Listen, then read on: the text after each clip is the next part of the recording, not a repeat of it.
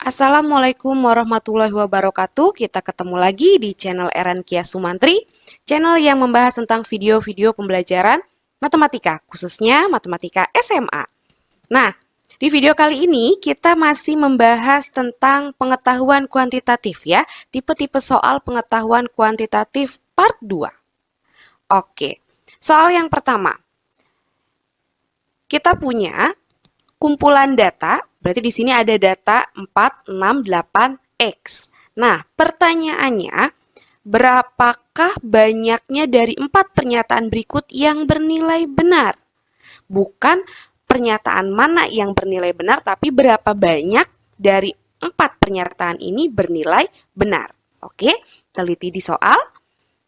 Nah, pernyataan pertama kita cek, dia benar apa enggak nih? Rata-rata data tersebut 7 bila X sama dengan 10. Oke. Pernyataan yang pertama, rata-rata.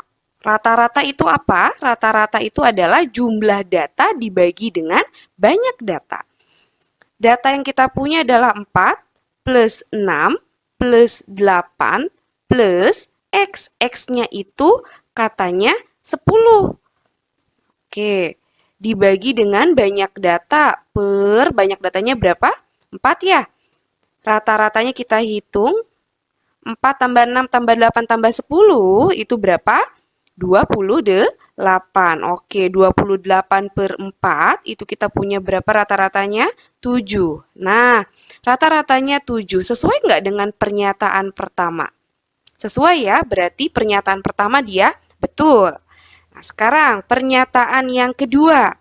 Pernyataan yang kedua, median. Median itu apa? Median itu adalah nilai tengah.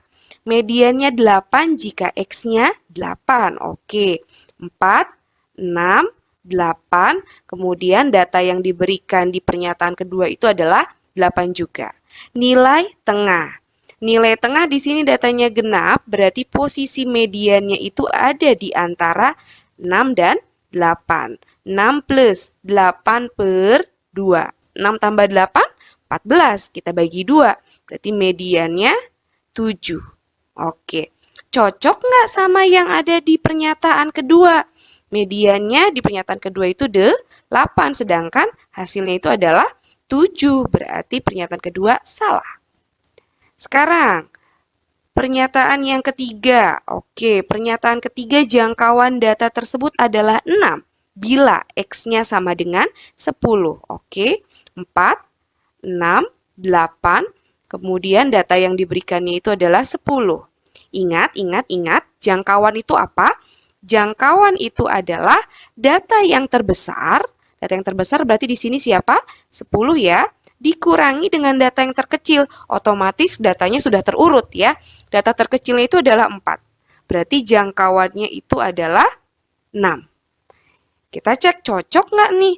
Jangkauannya 6 bila X-nya 10. Kita ketemu jangkauannya juga 6. Berarti cocok. Pernyataan ketiga betul. Sekarang pernyataan yang keempat. Pernyataan yang keempat, modus. Modus data tersebut adalah 6 bila X-nya sama dengan 6. Oke, 4, 6, 8. Data yang diberikannya X-nya 6. Nah, modus itu kan nilai yang sering muncul. Sekarang yang sering munculnya angka berapa? Angka 6. Berarti modusnya 6.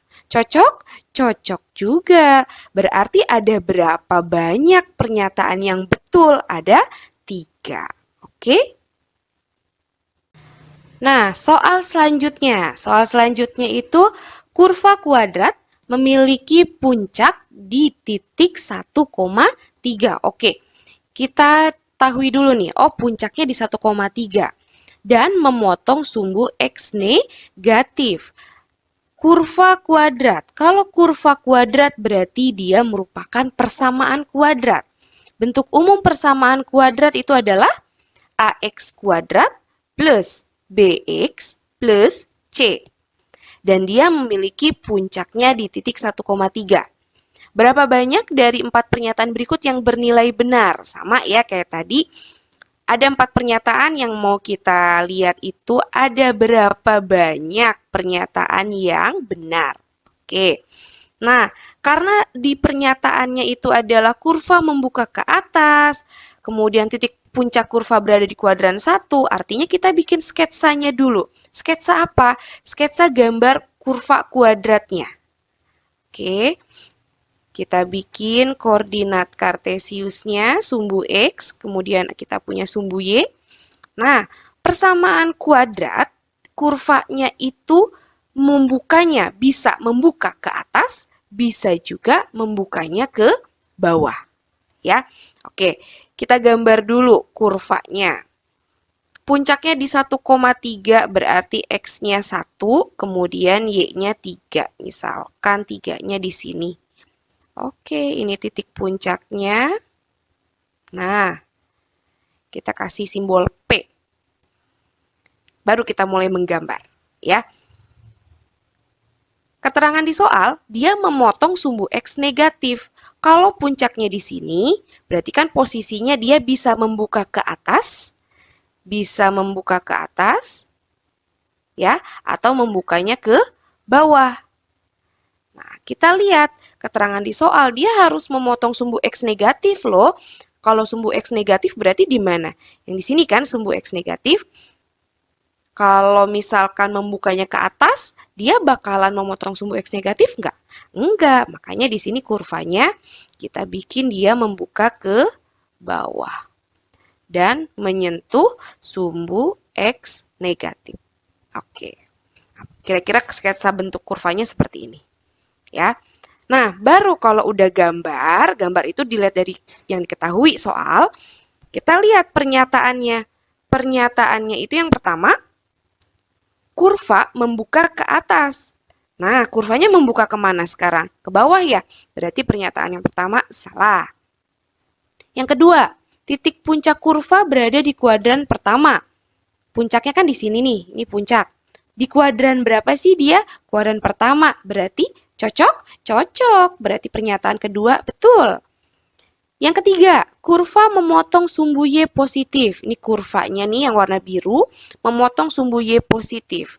Sumbu Y itu kan ada yang positif, ada yang negatif. Yang negatif itu berarti yang ada di bawah ya. Ini sumbu Y negatif.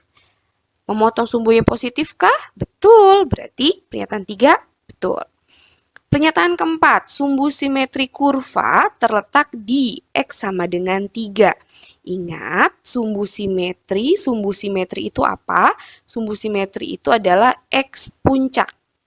Ya, sama aja dengan X puncak. Ketika X puncaknya itu 1, berarti terletak di X sama dengan 3, terletak di Y sama dengan 3. Betul nggak ketika puncak X-nya 1, Y-nya 3, sesuai dengan di soal? Betul? Oke, betul. Berarti banyak pernyataan yang benar itu ada berapa? Ada 3. Oke, jawabannya D. Ya.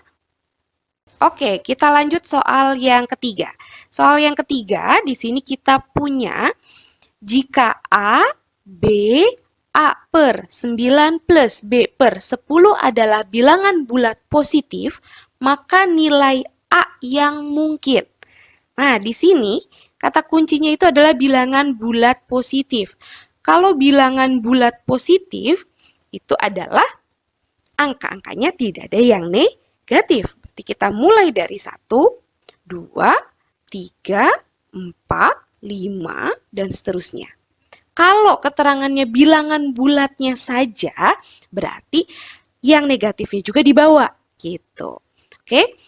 Maka nilai A yang mungkin. Nah, kita lihat fokus ke angka yang pertama, digit yang pertama A sama B, bilangan bulat positif, otomatis A sama B ada di antara angka-angka ini, ya, 1, 2, 3, 4, 5, dan seterusnya. Yang kita lihat, yang kita fokuskan lagi itu adalah yang bentuk pecahan ini. Bentuk pecahan A per 9 plus B per 10. Nah, A per 9 plus B per 10 ini dia harus bilangan bulat yang positif. Artinya, kita lihat nih untuk yang A per 9 dulu deh. Supaya A per 9-nya dia merupakan bilangan bulat positif, artinya tidak pecahan dan tidak koma, kemungkinan angka A-nya berapa aja? Supaya dia bilangan bulat positif. Kemungkinan angka A-nya itu adalah, berarti dimulai dari 9 kemungkinannya. Karena 9 per 9, 1. Kemudian apalagi kemungkinan lainnya? 18, ya. Kemudian 27. Kemudian 36. Dan seterusnya. Artinya kelipatan 9. Supaya bentuk A per 9 itu bilangan bulat positif. Nah, sekarang untuk yang B-nya. B per 10. Kemungkinan B-nya berapa berarti? B-nya itu adalah 10, kemudian 20, 30, dan seterusnya. Kelipatan 10. Supaya B per 10-nya juga bilangan bulat positif. Nah, kita lihat, kita balik ke pertanyaan. Pertanyaannya itu adalah nilai A yang mungkin, berarti yang kita lihat hanya nilai A aja, nggak perlu ngeliat B. Nilai A yang mungkin berarti dari opsi A, B, C, D, E, jawabannya yang mana? Yang 9. Oke. Karena A-nya kemungkinannya itu 9. Ya. Oke. Sampai di sini dulu. Mudah-mudahan bisa bermanfaat untuk kalian belajar. Wassalamualaikum warahmatullahi wabarakatuh.